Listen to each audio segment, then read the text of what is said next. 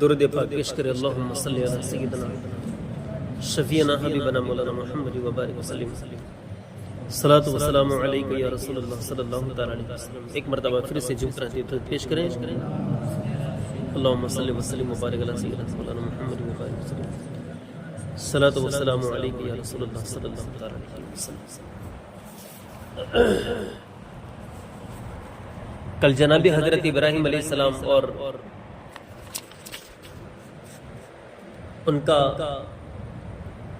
نسب نامہ بتایا تھا، شجرہ شریف بتایا تھا۔ جناب حضرت ابراہیم علیہ السلام کی ولادت پہاڑ کی ایک غار میں ہوئی اور وہیں پر اللہ تعالیٰ نے انہیں کیا کیا پروان چڑھایا۔ اب بڑے ہونے کے بعد اپنی قوم کی طرف آئے۔ اب نبی کا معاملہ ایسا ہوتا ہے کہ ہر نبی فطری طور پر کیسا رہتا ہے؟ معصوم رہتا ہے۔ معصوم مطلب گناہوں سے پاک۔ اپنے عام طور پہ معاشرے کے اندر بولا جاتا ہے کہ یہ معصوم ہے، یہ معصوم ہے۔ لفظ معصوم انبیاء، فرشتے ان کے لیے بولے جاتے ہیں یہ لفظ معصوم، کہ جو گناہوں سے بالکل سرے سے پاک ہو ان کے لیے لفظ معصوم استعمال ہوتا ہے، یوز ہوتا ہے۔ عام لوگوں کے لیے لفظ معصوم یوز ہوتا نہیں ہے۔ اب حضرت ابراہیم علیہ السلام بت، شرک وغیرہ ان ساری چیزوں سے پاک۔ اللہ تعالیٰ نے بچپن ہی سے آپ علیہ السلام کو عقل سلیم اور رشد و ہدایت سے نوازا تھا۔ بچپن سے اللہ تعالیٰ نے آسمان اور زمین کی چیزوں میں حضرت ابراہیم علیہ السلام کے لیے اپنی توحید کے دلائل کھول دیے اور آسمان اور زمین کی تخلیق اور ان میں موجود عجائب و غرائب کا مشاہدہ کروایا اور ان پر یہ بات واضح کر دی کہ اللہ تعالیٰ کے سوا کوئی معبود نہیں، اللہ تعالیٰ کے سوا کوئی معبود نہیں۔ اس لیے آپ علیہ السلام نے بچپن ہی میں ستارے، چاند، سورج ان سب کا مشاہدہ کر کے اپنے حقیقی رب کو پہچان کر اس کی عبادت کرنے کا اعلان کیا، اور اللہ تعالیٰ کے علاوہ لوگ جس کی بھی پوجا کرتے تھے ان سب سے نفرت کا اظہار فرمایا حضرت ابراہیم علیہ السلام۔ آیت کریمہ بیان ہوتی ہے جس کا ترجمہ سنیں کہ حضرت ابراہیم علیہ السلام نے چاند، سورج، ستارے جن لوگوں کی پوجا وہ لوگ کرتے تھے، تو حضرت ابراہیم علیہ السلام جب اپنی قوم کی طرف آئے تو چمکتے چاند کو دیکھا تو اس کے سامنے سب جھک گئے، سورج کو دیکھا تو سب لوگ اس کے سامنے سر کو جھکانا شروع کر دیا، درخت، پیڑ وغیرہ وغیرہ جتنی بھی ان سے طاقتور اگر کوئی چیز لگتی انہیں تو ان کی عبادت کرتے۔ اب ماحول پورا یہی بنایا ہوا تھا۔ حضرت ابراہیم علیہ السلام نے جب اپنی قوم کی طرف آئے تو یہ حال دیکھا تو اللہ تبارک و تعالیٰ نے وہ جو ماحول تھا اور حضرت ابراہیم علیہ السلام کا جو عمل تھا اللہ نے اس کو قرآن میں بیان فرماتے ہیں، اور اسی طرح ہم نے ابراہیم کو آسمانوں اور زمین کی عظیم سلطنت دکھا دی تاکہ وہ ابراہیم علیہ السلام کامل یقین کرنے والوں میں سے ہو جائے۔ پھر جب رات کی تاریکی ان پر چھا گئی تو انہوں نے ایک ستارہ دیکھا تو کہا یہ میرا رب ہے نا، آسمان پر چمکنے والے ایک ستارے کو دیکھا، کہا یہ میرا رب ہے۔ مگر جب وہ غروب ہو گیا، چھپ گیا، تو کہا کہ میں غروب ہو جانے والوں کو پسند کرتا نہیں، یعنی کہ جو غروب ہو جائے، جو چھپ جائے، جو ختم ہو جائے، جو چھپ جائے، وہ اللہ تعالیٰ نہیں ہو سکتا، وہ رب نہیں ہو سکتا۔ پھر جب انہوں نے چاند کو چمکتا ہوا دیکھا تو فرمایا یہ میرا رب ہے. لیکن جب وہ بھی غروب ہو گیا تو فرمایا اگر میرے رب نے میری رہنمائی نہ کی تو میں گمراہ لوگوں میں سے ہو جاؤں گا. پھر جب سورج کو چمکتا ہوا دیکھا تو فرمایا یہ میرا رب ہے، یہ تو بہت بڑا ہے. پھر جب وہ بھی غروب ہو گیا تو فرمایا اے میری قوم، میں ان معبودوں سے بری ہوں جنہیں تم اللہ کا شریک بناتے ہو. بے شک میں نے یکسو ہو کر اپنا رخ اس ذات کی طرف کر لیا جس نے آسمانوں اور زمین کو پیدا کیا، اور میں ہرگز شرک کرنے والوں میں نہیں. یہ کس نے کہا؟ حضرت ابراہیم علیہ السلام نے یہ اعلان ظاہر کر دیا کہ دیکھو میرا معاملہ تم لوگوں سے بالکل الگ ہے. تم جن کو خدا مانتے ہو میں انہیں خدا مانتا نہیں، اور میں ان سب سے بیزاری کا اعلان کرتا ہوں. اب کل جو بات ہوئی تھی، اب جب حضرت ابراہیم علیہ السلام اب اپنی قوم کے اندر آ گئے، اپنی قوم کی طرف آ گئے، اب اپنا کام شروع کر دیا. اب کل جو بتایا تھا جس کا نام تھا آزر، کیا بتایا تھا؟ آزر کون تھا؟ حضرت ابراہیم علیہ السلام کا وہ تھا چچا، لیکن کچھ جگہوں پر کیا باپ لکھا ہے، تھا کیا چچا. اور اس سے ثابت کیا ہوا کہ جیسے کہ حضرت ہمارے نبی پاک صلی اللہ علیہ وسلم نے فرمایا کہ میں بالکل پاک اور صاف رحموں سے منتقل ہو کر میں اس دنیا میں آیا.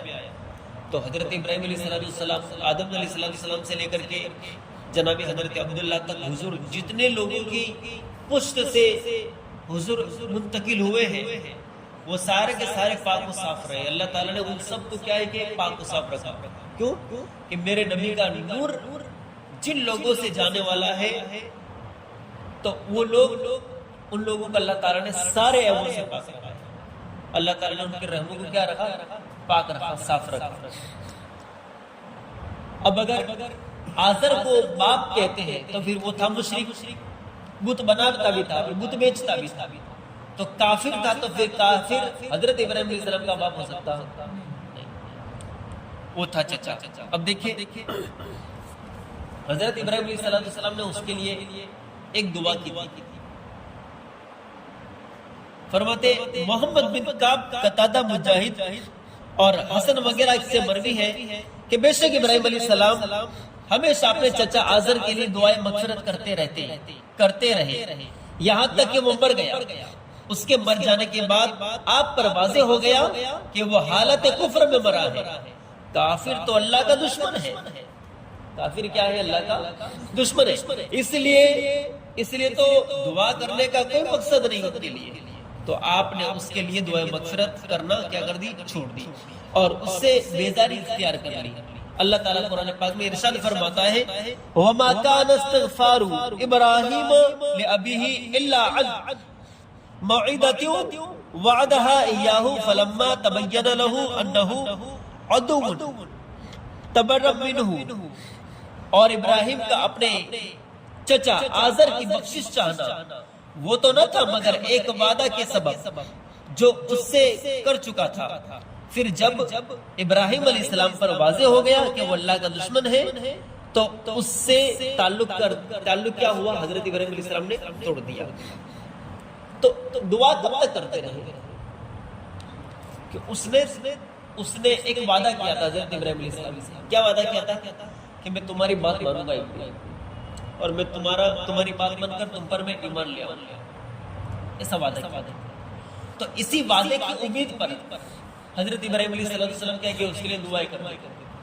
پھر جب وہ مر گئے ایک آگ کی چنگھار سے وہ مر گیا، ختم ہو گیا. پھر حضرت ابراہیم علیہ السلام کے اوپر ظاہر ہو گیا کہ اس کی موت حالت ایمان پر نہیں آئی اور ایمان وہ لایا ہی نہیں. تو پھر اللہ تبارک و تعالیٰ کے ذریعہ حضرت ابراہیم علیہ السلام کو پتا چلا کہ پھر جو اگر کفر کی حالت میں مرتا ہے، ایمان کی حالت میں نہیں مرتا، اور جو کافر ہوتا ہے وہ تو اللہ کا دشمن ہوتا ہے، دین کا دشمن ہوتا ہے.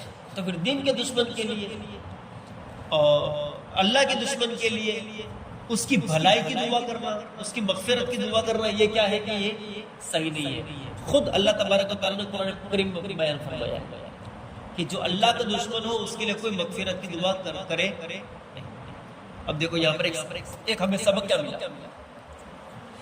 ہمیں اس سے سبق کیا ملا، ہمیں اس سے سبق یہ ملا کہ رشتہ داروں کے اندر کچھ لوگ ہوتے ہیں نا، جماعتی، دیوبندی، تبلیغی، ایسے ہوتے کہ نہیں ہوتے، ان سے رشتہ ناتا رکھتے ہیں لوگ، ان کے ساتھ مل جل کرتے ہیں، یوں محافلوں کے اندر آتے ہیں تو بڑی بڑی باتیں کرتے ہیں کہ نہیں ہاں حضور صلی اللہ علیہ وسلم کے ہم سچے عاشق ہے نا، اور جو دشمن رسول ہے ان سے ہمارا کوئی واسطہ نہیں۔ لیکن جب خود پر بات آتی ہے تو شادیوں میں بھی جاتے ہیں، شادیوں میں شریک بھی ہوتے ہیں، دعوتیں بھی اڑاتے ہیں، ہر چیز، اور جب مر جاتے ہیں تو ان کی جنازوں میں بھی جاتے ہیں، نماز جنازہ بھی پڑھتے ہیں۔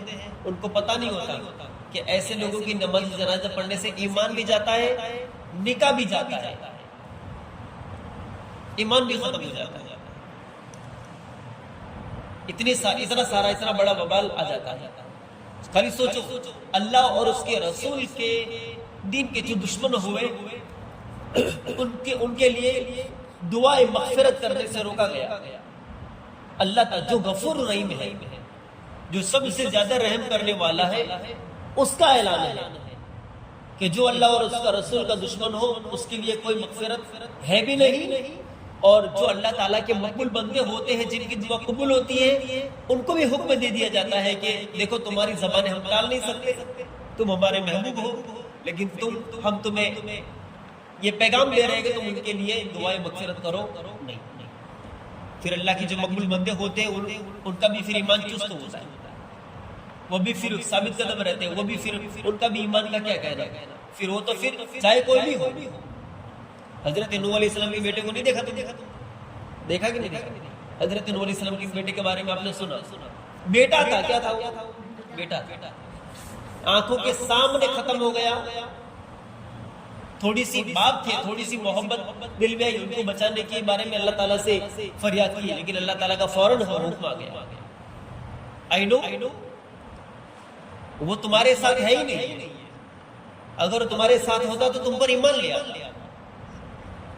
اتنے سارے حدیثیں، اتنے سارے پیغامات ہمیں سبق یہی دے رہے ہیں کہ جو اللہ اور اس کے رسول علیہ الصلوۃ والسلام اور دین کہ جو دشمن ہوئے وہ تمہارے دوست ہو ہی نہیں سکتے، لائق ہی نہیں۔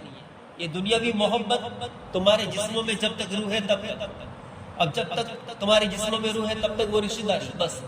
لیکن جو اس وقت کے اندر اگر رشتہ دار کے اندر اگر اللہ اور اس کے رسول سے عداوت رکھنے والوں سے اگر رشتہ نبھایا تو پھر زندگی ختم ہونے کے بعد پھر اس کا حساب بھی ہمیں دینا پڑے گا کہ ایک زبان سے تم اللہ اور اس کے رسول سے محبت کا دعویٰ کرتے تھے اور پھر ایک طرف تم اللہ اور اس کے رسول کے دشمنوں سے تم مل جل کرتے تھے، اس کا جواب پھر کیسے لاؤ؟